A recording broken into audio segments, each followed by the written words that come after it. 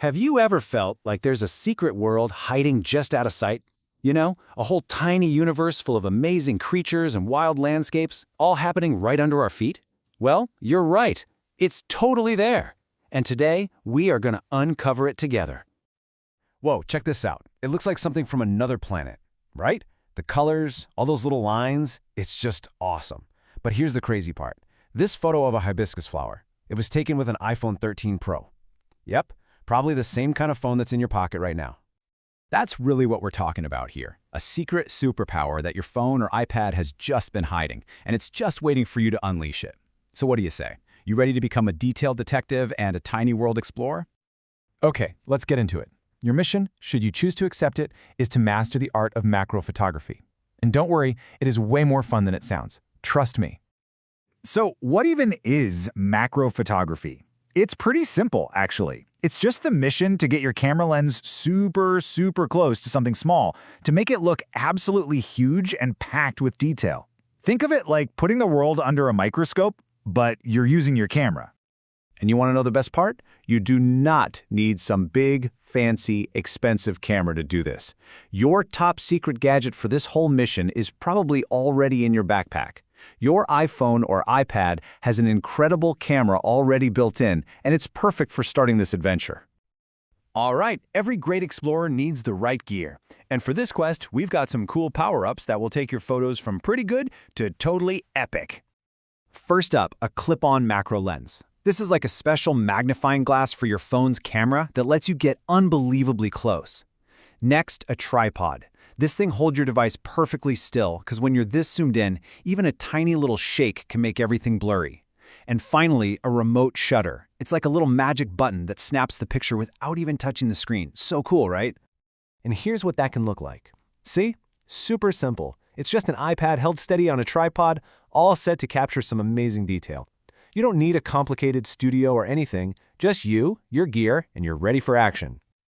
Okay, you've got your mission. You've got your gear. Now you just need the secret knowledge, the field guide that the pros use to get those mind-blowing shots. Let's run through the top tips. This is rule number 1, the big one. You gotta get close. I mean, incredibly close. Don't be shy. Get right up next to that flower petal or that beetle or that drop of water. The closer you get, the more of that hidden world you're going to reveal. You don't need fancy, expensive lights. The absolute best light is free and it's all around you. You know what's perfect? A slightly cloudy day. The clouds actually spread the sunlight out, making it really soft and beautiful, and it gets rid of all those harsh shadows. Now, this next tip is so important because it puts you in charge. Look at your screen and find the absolute coolest part of what you're seeing. Is it the fuzzy pollen on a flower? Or the tiny eye of a bug?